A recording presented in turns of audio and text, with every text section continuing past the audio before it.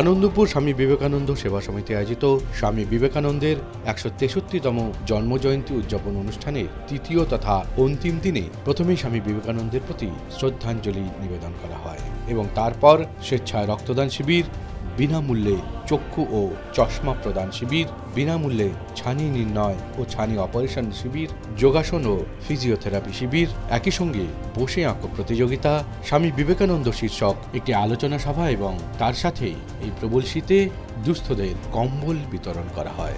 এদিন সংস্থার সম্পাদক অসীম মজুমদার ছাড়াও উপস্থিত ছিলেন সভাপতি Manju Rani Sarkar, working president Shibdas Chatterjee, convener Nalini Ranjan Sinha এবং একই সঙ্গে উপস্থিত ছিলেন আনন্দপুর স্বামী বিবেকানন্দ সেবা সমিতির স্বামী নিয়াত্তানন্দজি মহারাজ এবং ডক্টর স্বপন কুমার মণ্ডল সহ অন্যান্য বিশিষ্ট ব্যক্তিবর্গ।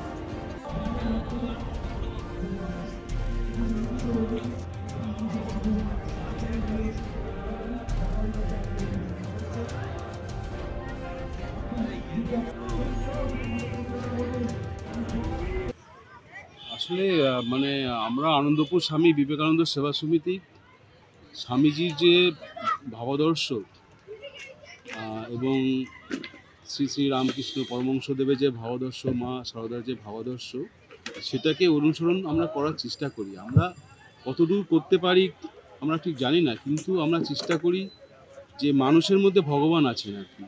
আমরা ঠিক এই একটা ভাবনা থেকেই আমরা চেষ্টা করি আমাদের পারিবারিক জীবন, আমাদের সামাজিক জীবনের, বিশেষ করে পারিবারিক জীবনের যেটুকু সময় ব্যয় করা, তারপরে যে সময়টুকু থাকে সেইটুকু আমরা মানুষের জন্য উৎসর্গ করার চেষ্টা করি, মানুষের সেবা করার চেষ্টা করি।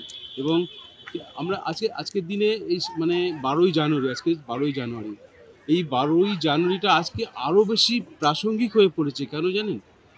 চারিদিকে ধর্মকে সামনে রেখে বিভিন্ন ধর্মের যে শ্রেণীবিভাগ রয়েছে, সেই শ্রেণীর বিভিন্ন অংশ, এক একটা অংশ ধর্মের নাম দিয়ে যেভাবে মানুষের প্রতি অত্যাচার করছে না, সেগুলো দেখলে চোখ দিয়ে জল আসে।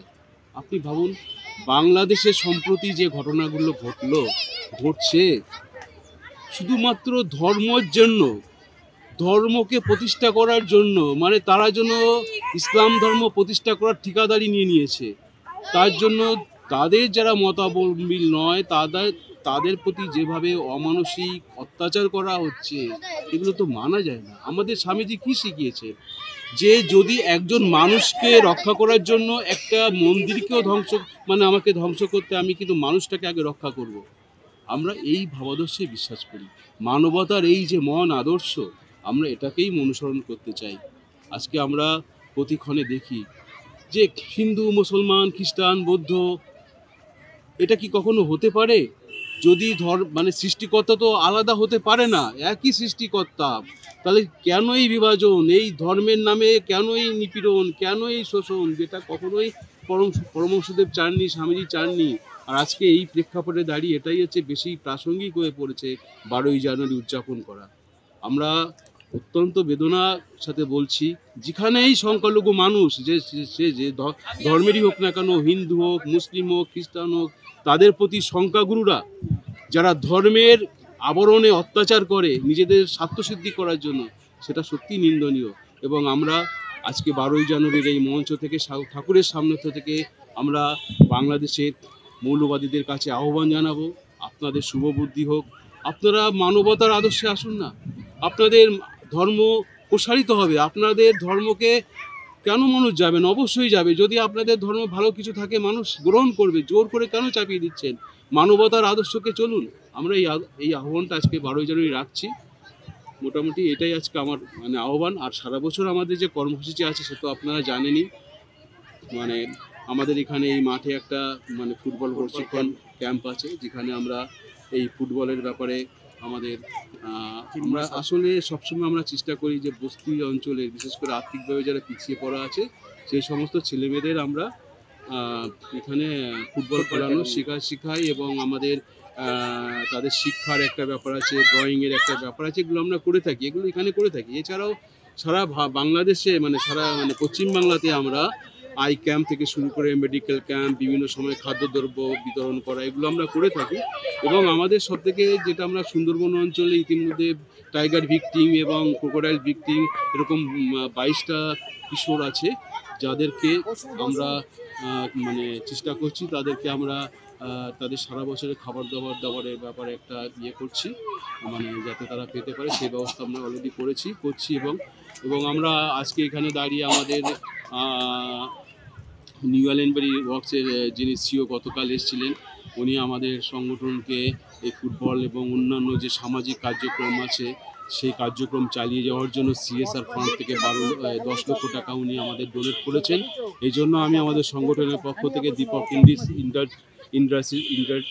ইন্ডাস্ট্রিজের অন্তর্গত নিউ আলেনবাড়ির সিও মাননীয় মনীষ খান্নাজি মহাশয়ের কাছে আমরা চিরকৃতজ্ঞ থাকব।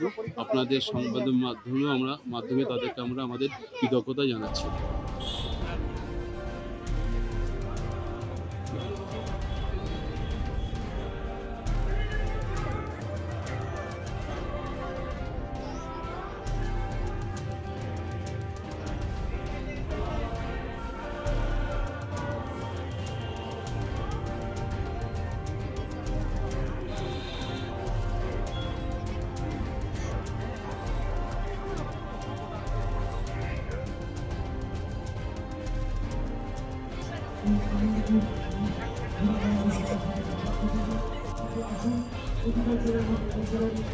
আমি বিবেকানন্দের 163তম জন্মবার্ষিকী উপলক্ষে আমরা স্বামী বিবেকানন্দ সেবা সমিতির পক্ষ থেকে আমরা 3 দিনব্যাপী অনুষ্ঠান রেখেছিলাম। আজ তার তৃতীয় এবং শেষ দিন। আজ আমাদের এখানে প্রথমে আমরা রক্তদানের ব্যবস্থা রেখেছি, তার সাথে সাথে রেখেছি এতদ অঞ্চলের লোকদের জন্য চক্ষু পরীক্ষা এবং যাদের ছানি হয়েছে তাদেরকে আমরা ফ্রিতে অপারেশন করাবো এবং যাদের ছানি হয়নি তাদেরকে আমরা ফ্রিতে চশমা দান করব। তার সাথে থাকছে ফিজিওথেরাপি, যাদের মানে হাঁটু পায়ে কোমরের ব্যথা তাদের জন্য আমরা ফিজিওথেরাপিস্টের বিশেষজ্ঞ ডাক্তার এনেছি, ওনারা একটা ক্যাম্প করছেন এখানে। তারপরে থাকছে আমাদের বিকেল 2টো থেকে থাকছে প্রায় 400 ছেলে মেয়ের বসে আঁকা প্রতিযোগিতা। তারপরে থাকছে বিকেল 4টার থেকে স্বামী রামকৃষ্ণ মিশনের মহারাজকে দিয়ে একটা স্বামী বিবেকানন্দ সম্বন্ধে আলোচনা সভা। তারপরে আমাদের সাংস্কৃতিক অনুষ্ঠান করে সমাপ্তি হবে।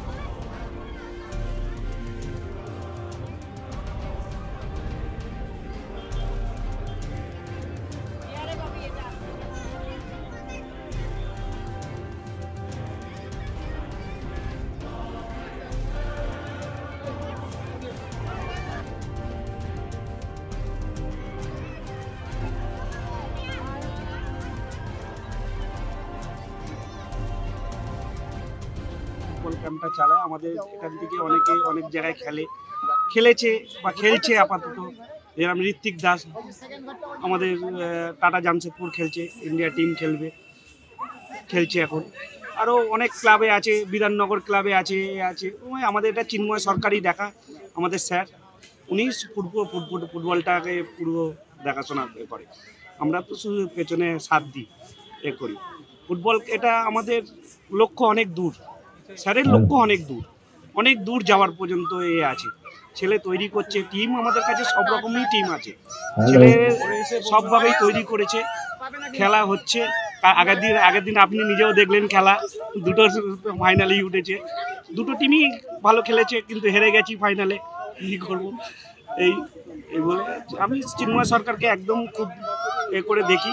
উনি যে ছেলেকে মাথায় হাত রেখেছে সে ঠিক পৌঁছেছে, সেই লক্ষ্যই পৌঁছেছে। এ বিষয়ে বলবো, এটা তো পুরো অসীম স্যারের একদম অসীম স্যার খুব দায়িত্বহীন নিয়ে করে। কলকাতা ছাড়া অনেক দূর গিয়ে স্বামী বিবেকানন্দের এতে সেবায় মত্ত থাকে। আর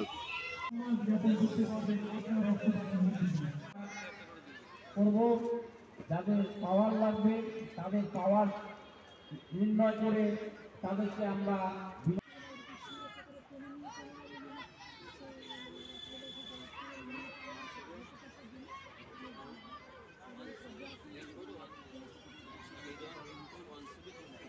আমি এখানে এই প্রথম এসেছি। আমি Ramakrishna Mission Institute of Culture Golpark থেকে এসেছি। তারা আমাকে নিমন্ত্রণ করেছে আমাদের অধ্যক্ষ মহারাজ স্বামী সুপর্ণানন্দজির মাধ্যমে। মহারাজ বলছে যাও, একটি আজকে স্বামীজির জন্মদিন, শুভ জন্মদিন, জাতীয় দিবস, একটি আনন্দপুর বিবেকানন্দ সমিতি, সেখান দিয়ে স্বামীজি সম্পর্কে কিছু উদ্বুদ্ধ করো, তাদেরকে কিছু বলো। তারা স্বামীজির জন্ম এই যুব দিবস পালন করছে। তা আমি এসেই দেখলাম যে এখানকার এই বস্তিবাসীদের মধ্যে, সাধারণ মানুষ, গরিব মানুষের মধ্যে বেশ প্রায় 100-150 ছেলেমেয়েরা প্রতিযোগিতা চলছে, কি ছবি আঁকা হচ্ছে। তারপর আসার সময় শুনলাম যে এখানে ফুটবলের একটা কোচিং দেওয়া হয়। আর যে সমিতির যারা কয়েকজন কর্মকর্তা আছেন তারাও সংসার ধর্ম করছেন, কিন্তু স্বামীজির ভাবে উদ্বুদ্ধ হয়ে তারপরে দেখলাম যে আজকে ব্লাড দেওয়া হচ্ছে, তারপরে সেই চোখের অপারেশন না চশমা দেওয়া হচ্ছে। বিভিন্ন ছেলে মেয়েদের মধ্যে, এই যুব সমাজের মধ্যে তারা বিভিন্ন কাজকর্মের মধ্যে জড়িত আছে। সেটা দেখে আমি প্রথমেই খুব আনন্দিত হলাম। তাদের যে শুভ প্রয়াস, স্বামীজিকে কেন্দ্র করে সাধারণ মানুষের মধ্যে তাদেরকে উদ্বুদ্ধ করা, তাদেরকে জাগিয়ে তোলা, এবং স্বামীজির ভাবটা এই পিছিয়ে পড়া মানুষের মধ্যে যে ছড়িয়ে পড়েছে, তারা এই শুভ প্রয়াসটা আমার খুব ভালো লাগলো। যদি এখানে লোকজন খুবই কম আছে, হয়তো 100-150 লোক আছে, কিন্তু তারা সারা বছরই তারা এইভাবে মানুষের পাশে দাঁড়িয়েছে। এটা কম কথা না। স্বামীজি যেটা চেয়েছিলেন, গরিব মানুষের মধ্যে শুধু মন্দিরেই ভগবান আছে না, এই সাধারণ মানুষের পাশে অভাব অনটন, তারপরে শিক্ষা দীক্ষা, এইভাবে যে উদ্বুদ্ধ করা। তারা এই যে ভদ্রলোক IPS অফিসার বললেন, তাদেরকে নিজের পায়ে নিজে দাঁড়াতে হবে। তারপরে সেটা দেখে আমি খুব উদ্বুদ্ধ হয়েছি, এবং স্বামীজি তাদেরকে শক্তি দেবেন, ভক্তি দেবেন, মুক্তি দেবেন, সবই দেবেন। যদি যারা এই সংসারে থেকে এই স্বামীজির কাজ করে যাবে, সমাজের জন্য কাজ করে যাবে, এটাই তো প্রকৃত ধর্ম। এর চেয়ে আর বড় ধর্ম কি আছে? স্বামীজি তাই বলেছিলেন, মন্দিরে মসজিদে ভগবান আছেন, মানুষের মধ্যে কি ভগবান নেই? তাদের মধ্যে তো আসল ভগবান রয়ে গেছে। মানুষের পাশে দাঁড়ানো আর পরোপকার করা, এটাই তো আসল ধর্ম। স্বামীজি নিয়ে যে বলে গেছেন, আর যুব সমাজকে জাগাতে হবে। আমি তাই আমার বক্তৃতা তো আজকে বলেছি, যুবকদেরকে টেনে আনতে হবে। স্বামীজির সম্বন্ধে গল্প করা, স্বামীজির সম্বন্ধে গান করা, স্বামীজির সম্বন্ধে কবিতা আবৃত্তি করা, স্বামীজির সম্বন্ধে কিছু বলা, এই যে খেলাধুলা, সব কিছুই আছে, বৈচিত্র্য। থাকতে হবে স্বামীজির, সেটা দিন দিন আরও বর্ধিত হবে। তারা চেষ্টা করে যাচ্ছে এবং প্রত্যেকের সমাজের বিভিন্ন অংশে বিভিন্ন অঙ্গে যদি এইভাবে যদি স্বামীজির ভাবধারণা যদি আসে, মানুষের মনে একটা পরিপুষ্ট হবে। আধ্যাত্মিকতাটা তো সেখান থেকেই জাগবে, এখান থেকেই আধ্যাত্মিকতা শুরু হবে মানুষের মধ্যে, সংকীর্ণতা দূর হয়ে যাবে। সেই জন্য আজকের এই শুভ দিনে আমি প্রার্থনা করছি, এখানকার সকলকেই বলেছি আপনারা স্বামীজির কাজে এগিয়ে আসুন, আপনাদের মন প্রাণ আরও উজ্জীবিত হবে এবং আসল ধর্ম কি সেটা আপনারা নিজেরাও বুঝতে পারবেন, সেই শক্তি আপনারা স্বামীজির ভাবনা থেকে পাবেন। এইটি একটা আজকের দিনের যে শুভ প্রয়াসটা সার্থক হোক এই আনন্দপুর এই সেবা সমিতিতে, আমি তাই স্বামীজির শ্রীচরণে প্রার্থনা জানাই সকলের মঙ্গল হোক। এটা আমার ভালো লাগলো।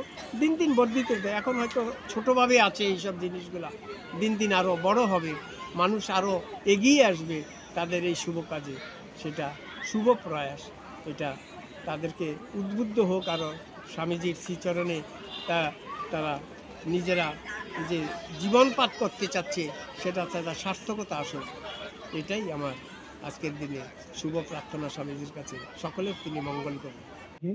উনিও রোটারি ক্লাবের সদস্য, ওনাকে একটু সম্মান জানানো আমাদের স্বামী বিবেকানন্দ সেবা সমিতির পক্ষ থেকে।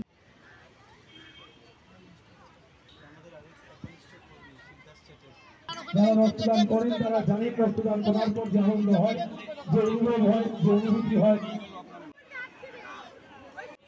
মাননীয় মহারাজ রামকৃষ্ণ মিশন থেকে এসেছেন, আপনাকে আমার নমস্কার। আর স্বামী বিবেকানন্দের জন্মদিনে 162তম জন্মদিনে তাকে আমার সশ্রদ্ধ প্রণাম জানাই। সেই সঙ্গে স্বামী বিবেকানন্দ সেবা সমিতি যারা চালান, সম্পাদক, সভাপতি এবং অন্যান্য যারা সহযোগীরা আছেন আনন্দপুরের সাধারণ মানুষ, এই রুবি এলাকার যারা সাধারণ মানুষ, তাদের প্রত্যেককে এই এলাকারই একটি স্কুলের শিক্ষক হিসেবে আমি আপনাদের নমস্কার এবং শুভেচ্ছা জানাই। মানুষ এমন এক মানবতার মূর্ত প্রতীক যাকে আমরা আমাদের স্বাধীনতার উষাকালে পেয়েছিলাম। স্বামী বিবেকানন্দকে না পেলে হয়তো আমাদের স্বাধীনতার এই বৃত্তটি সম্পূর্ণ হতো না। ইংরেজরা যখন ভারতবর্ষকে দখল করেছিল, তারা বলতো যে এরা শুধু জন্মায় আর মরে, এদের কিছু সভ্যতা নেই, সংস্কৃতি নেই, ধর্ম নেই, এদেরকে ধর্ম দিতে হবে, এদেরকে সভ্যতা সংস্কৃতি দিতে হবে। রুডওয়ার্ড কিপলিং বলে একজন ছিলেন কবি, যিনি বলতেন এদেশের কিছুই নেই, এরা শামুকের মতো জন্মায় আর ওই জড় প্রাণীর মতো কিংবা কোনো পশু পাখির মতো মরে, এদের কোনো সভ্যতা সংস্কৃতি নেই, এদেরকে উদ্ধার করতে হবে, আমাদের ধর্ম দিয়ে এদের উত্থান ঘটাতে হবে, মুক্তি ঘটাতে হবে। ফলে আমরা একটা হীন অবস্থায় ছিলাম। স্বামী বিবেকানন্দ জন্মেছেন 1863 সালের 12ই জানুয়ারি। সেই সময় তার পরের বছর বিরাট ঝড়, সেই ঝড়ে কলকাতার উপরেই স্ট্যান্ড রোড, এই কলকাতার উপরেই প্রায় 10 ফুট 12 ফুট করে জল, এত পরিমাণ বন্যা হয়ে গেছে 1864 সালে। তো সেই সময়ে যখন ভারতবর্ষে বিভিন্ন আঞ্চলিক রাজারা পরস্পরের সাথে মারামারি করছে, ইংরেজরা ভারতবর্ষের একাংশ দখল নিয়ে নিচ্ছে, ওদিকে জয়পুর, আজমির, আলোয়ার রাজ তারা সব আলাদা আলাদা, ওদিকে ত্রিবাঙ্কুর রাজ্য আলাদা, ওদিকে মহীশূর রাজ্য আলাদা, তারা স্বাধীন। আর ব্রিটিশরা দখল নিয়েছে পূর্বাঞ্চল জুড়ে। ভারতবর্ষের মধ্যে কোনো ঐক্য নেই। আমরা যে ভারত ভারত বলি, সে সময় সে ভারত গড়ে ওঠেনি। পরস্পরের মধ্যে বিদীর্ণ বিভেদ। সেই বিভেদের জায়গায় দাঁড়িয়ে এক সন্ন্যাসী, তিনি দেখলেন শ্রীরামকৃষ্ণের শিষ্য রামকৃষ্ণ 1886 সালে মারা গেলেন। মারা যাওয়ার পর থেকে তিনি গোটা ভারত ঘুরলেন, সমস্ত ভারতটা ঘুরে এই মহারাজদের কাছে কাছে গেলেন। তিনি কিন্তু ইংরেজ শাসিত এলাকায় নয়, গিয়েছিলেন সেই ভারতীয় রাজন্যদের কাছে। তাদের কাছে কি সম্পদ লুকিয়ে আছে, তারা কি ভাবেন, তারা কি বোঝেন এই দেশটা সম্পর্কে, সেই কথা তিনি বুঝতে চাইলেন। ধর্মস্য সর্বধর্মস্বরূপিণো अवतार वरिष्ठाय रामकृष्णाय ते नमः। जननी शारदां देवीं रामकृष्णं जगद्गुरुं पादपद्मे तय श्रित्वा प्रणमामि मुहुर्मुहुः। ओं परतत्ते सदा लीन रामकृष्ण स्थिता हिया या सर्वविद्या स्वरूपांतां शारदां। ओं परतत्ते सदा लीन रामकृष्ण समागया यो धर्म स्थापनरतो বিরশান্তং নমাম্যহ। আজকের দিনটা আমাদের কাছে একটা ঐতিহাসিক দিন। কেন? স্বামী বিবেকানন্দের জাতীয় যুব দিবস। আমাকে আপনারা নিমন্ত্রণ করেছেন এই স্বামীজির জন্মদিনে আসার জন্য। আমি এসে দেখলুম এখানে প্রতিযোগিতা হচ্ছে, ছবি প্রতিযোগিতা হচ্ছে। তার সাথে সাথে যিনি আমাকে আনতে গিয়েছিলেন শিক্ষক মহাশয়, তিনি বললেন, মহারাজ আমাদের এখানে অনেক সেবামূলক কাজ হয়, অনেক কোচিং, ফুটবল, তারপরে এখানে বস্তি এলাকা আছে, তাদেরকে কম্বল বিতরণ করা হয়, এখানে ব্লাড ডোনেশন আমি নিজ সচক্ষে দেখলুম, তারপরে চোখের চিকিৎসা হলো, প্রায় 100 না 150 জনকে আজকে চশমা দেওয়া হয়েছে। এই বিভিন্ন দিকে কাজ হচ্ছে।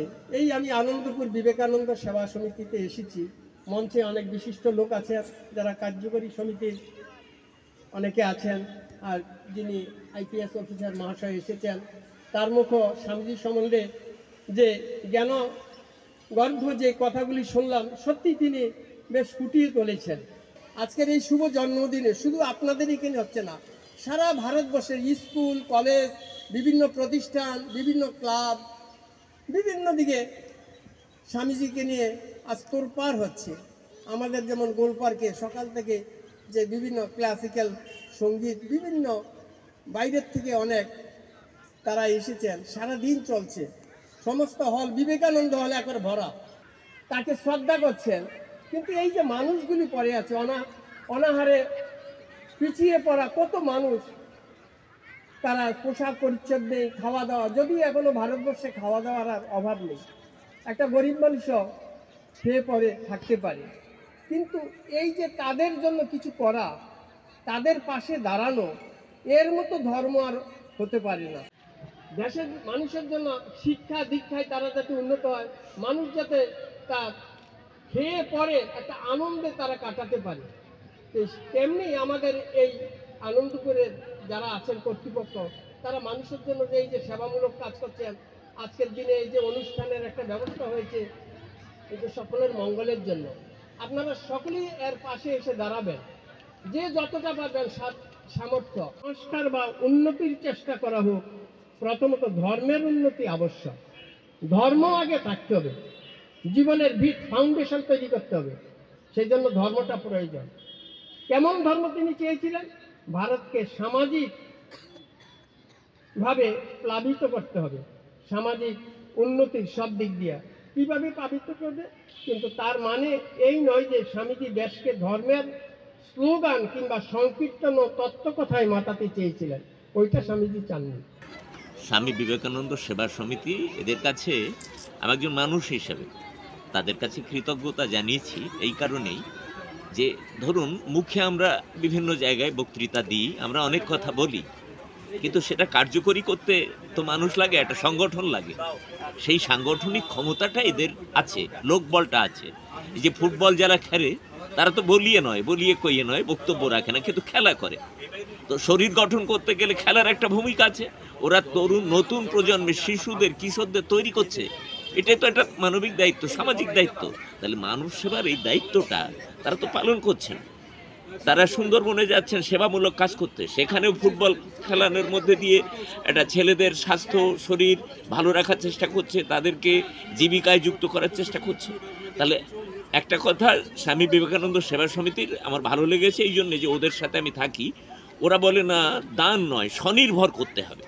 অর্থাৎ আমরা শিশু থেকে, কিশোর থেকে তাদের যে তৈরি করছি খেলোয়াড় হিসেবে, শরীর স্বাস্থ্য যেমন গঠন হচ্ছে, মনোবল বাড়ছে, তারা সমাজের একটি অংশ হিসেবে তারা ভূমিকা রাখতে পারবে। এই যে স্বনির্ভর করার তাগিদ, হাত পাতা নয়। চিরকাল হাত পেতে থেকে মানুষ কিন্তু মেরুদণ্ড দুর্বল হয়ে যায়, ভিক্ষাবৃত্তি করলে দুর্বল হয়ে যায়। মানুষকে আত্মশক্তিতে উদ্বুদ্ধ করতে হবে, যেটা স্বামীজির কথা। তো সেইটা এরা কার্যকরী করছেন। মুখে বলাটা এক কথা, কার্যকরী করাটা কিন্তু অন্য কথা। এরা সংগঠন হিসেবে সেটাকে আমি দেখছি সারা বছর ধরে নানা জায়গাতে এরা কাজ করে, মানব সেবায় জড়িত থাকে। সেই জন্য এদের আহ্বানে আমি এসেছি এবং এদেরকে ধন্যবাদ জানানোর জন্য এসেছি যে এরা 12ই জানুয়ারি পালন করার, বিবেকানন্দের এই জন্মদিন পালন করার সঠিক মানুষেরা, এরা এদের পাশে থাকা উচিত। আসলে আমি এই আনন্দপুর স্বামী বিবেকানন্দ সেবা সমিতির একেবারে জন্মলগ্ন থেকে যুক্ত। এখানে অসীম মজুমদার যিনি আছেন, তিনি দীর্ঘদিন ধরে এই সংগঠনটাকে একটা সংগঠনের প্রাণপুরুষ হিসাবে সংগঠনটির কাজকর্মকে ধরে রেখেছেন। এবং আমি একেবারে প্রথম দিকে খুব অ্যাক্টিভ ছিলাম, কিন্তু এখন শারীরিক কারণ এবং কলকাতা থেকে চলে যাওয়ার কারণে আর যুক্ত থাকতে পারছি না। কিন্তু বিষয় হচ্ছে যে আনন্দপুর সেবা সমিতি দীর্ঘদিন ধরে মানুষের সেবার কাজকর্ম করছে। একেবারে প্রাথমিক পর্যায়ে শুধু বিবেকানন্দের জন্ম জয়ন্তী এবং জন্মদিবসটিকে পালন করার মধ্য দিয়ে এই সংগঠনটির সূচনা হয়েছিল। তখন এটা ছিল আনন্দপুর বিবেকানন্দ সাংস্কৃতিক পরিষদ। পরবর্তী সময় যখন এটি রেজিস্ট্রি হয়, সেই রেজিস্ট্রির সময় এটির নাম পাল্টে হয় আনন্দপুর বিবেকানন্দ সেবা সমিতি। এই সেবা সমিতি প্রথম দিকেই যে ক্যাম্প দিন, মানে যে দিনটি 12ই জানুয়ারি স্বামী বিবেকানন্দের জন্মদিবস, সেটা উদযাপন, সকালবেলা প্রভাত ফেরি, তারপরে ছোটদের বসে আঁকো প্রতিযোগিতা, খেলাধুলার মধ্যে দিয়ে শুরু হয়েছিল। সেটাকে পরবর্তী সময় এটি ফুটবল ক্যাম্প এখানে চালু আছে। আপনারা জানেন অনেকেই যে এই ফুটবল ক্যাম্পে প্রায় 70টি বাচ্চা, আমি দেখে গেছিলাম, এখন হয়তো বেড়েছে। এই 70টি বাচ্চাকে একদম প্রাথমিক ফুটবলের যে জ্ঞান, সেইখান থেকে পরবর্তী সময়ে বড় ক্লাবে উত্তরণের জন্য যে ট্রেনিং, সেটা এখানে দেওয়া হয়। এবং ভালো ট্রেনার এখানে রয়েছেন, ফুটবল কোচ রয়েছেন, তারা সেই দায়িত্বটা পালন করেন খুব দায়িত্বের সঙ্গে। এবং প্রতি বছর আজকে যেরকম আমি এসছি বিশেষ দিনটিতে, না এসে থাকতে পারি না, এই দিনটির একটি গুরুত্ব রয়েছে, একটা মাধুর্য রয়েছে, ঐতিহ্য রয়েছে। সেটি হলো যে আমাদের জীবন থেকে, মানুষের জীবন থেকে বড় মানুষ যারা মনীষী আছেন, তাদের যে আদর্শ, তাদের যে কর্মধারা, তাদের যে চিন্তা ভাবনা মানুষের জীবনের উন্নতির জন্য, সেই উন্নতির সেই প্রকল্প, সেইটিকে বাস্তবায়ন করার জন্য অসীম মজুমদারের অক্লান্ত প্রচেষ্টা এবং তার যারা সহযোগী স্থানীয় আনন্দপুর RR প্লটের যারা বাসিন্দা আছেন, তাদের যে উদ্যোগ, সেটাকে আমি সাধুবাদ জানাই। এবং আমি বহু দূর থেকে আসি, কিন্তু এই দিনটিতে না এসে থাকতে পারি না। কারণ এর আর কিছুক্ষণ পরে দেখবেন এখানে বসে আঁকো প্রতিযোগিতা হবে। ছোট ছোট বাচ্চারা একদম হাঁটতে পারে না, তারা এসে পর্যন্ত এখানে ছবি আঁকবে। এবং বড়রা তো আছেই, বড়দের ফুটবল একটা প্রতিযোগিতা হবে, সেগুলো আছে। কিন্তু সব কিছুর পরে এগুলো হচ্ছে বাইরে দেখানোর জন্য, কিন্তু অন্তর থেকে যে একজন স্বনামধন্য মনীষী যে একটা দৃষ্টান্ত রেখে গেছে, একটি দাগ কেটে গেছে আমাদের জীবনে, যুব সমাজে। আমি যখন যুবক ছিলাম, এখন তো বৃদ্ধের রাস্তায় গেছি, আমি যখন যুবক ছিলাম সেই সময় আমাদের মনে একটা দাগ কেটে গেছিল। সেই তার আদর্শটাকে জনে জনে ছড়িয়ে দেওয়ার জন্যই এই সংগঠনের জন্ম হয়েছিল। সেখানে আমরা সবাই মিলে কাজ করেছি। এখনও বহু নতুন মানুষ যুক্ত হয়েছেন, তারা এই সঙ্গে যুক্ত, তারা এই কাজগুলো করে চলেছে খুব সুন্দরভাবে। এবং আপনারা দেখেছেন, আপনি আজকে এখানে আছেন, দেখছেন যে একদিকে ক্যাম্প হচ্ছে, ক্যাম্পটাও দীর্ঘদিনের মানুষের পাশে থাকা এবং তাকে তাদের যে শারীরিক অক্ষমতা, সেটায় সক্ষমতায় পরিবর্তিত করার জন্য এই ক্যাম্প। এখানে চোখের আই ক্যাম্প আছে, যেখানে পাওয়ার অনুযায়ী চশমা দেওয়া হচ্ছে। প্রয়োজনে যদি কারোর ছানি থেকে থাকে, সেই ছানির একটা অপারেশনের ব্যবস্থা এখানে দীর্ঘদিন, সেই 2011 সাল থেকে চলছে। 2011 থেকে এটা 25-এ হলো, প্রায় কত বছর, 14 বছর। এই 14 বছর ধরে এই প্রচেষ্টা এক লাগাতার হয়ে চলেছে। এবং এই বিবেকানন্দ সেবা সমিতি আগামী দিনে আরও দৃষ্টান্তমূলক কাজকর্ম করবে এই আশাটা রাখি। অর্পিতা পোদ্দার। আপনি কি এখানেই থাকেন? হ্যাঁ, খুব ভালো ব্যবস্থাপনা। আমি এলাম, আমাকে তো একটু অপেক্ষা করতে হলো না। আমার সমস্ত ইনফরমেশান নিলেন আমার, তারপরে ব্লাড দিলাম, এবং যিনি নিলেন তিনি এত ভালো, মানে আমার সাধারণত একটুখানি সমস্যা হয় ভেন্সে, কারণ ভেন খুব পাতলা, কিন্তু আজকে যিনি নিলেন খুব ভালো, একদমই মানে খোঁজাখুঁজি করতেই হলো না, একদম একবারই নিলেন, খুব ভালো ব্যবস্থা। তাদের উদ্দেশ্যে বলবো যে ব্লাডটা তো মানে এই একটাই জিনিস যে তো বাজারে কিনতে পাওয়া যায় না যতই আপনার টাকা থাকুক, আর যেটা আমরা যারা দিই, যারা ডোনেশন করি, তা এটা আমাদের মানে তৈরি করতেও কোনো মানে সমস্যা হয় না আর কি। ব্লাড ডোনেট করাটা খুবই ভালো, তো এই সচেতনতাটা আরেকটুখানি বাড়লে ভালো হয় এবং সব জায়গাতে। আমি সেজন্য সবাইকে মানে ইনফ্যাক্ট আমি আমার ছেলে মেয়েকেও খুব উৎসাহিত করি যে 18 বছরের পরে ভোটার কার্ড, প্যান কার্ড পরে করবে, প্রথমে ব্লাড ডোনেশনটা করো।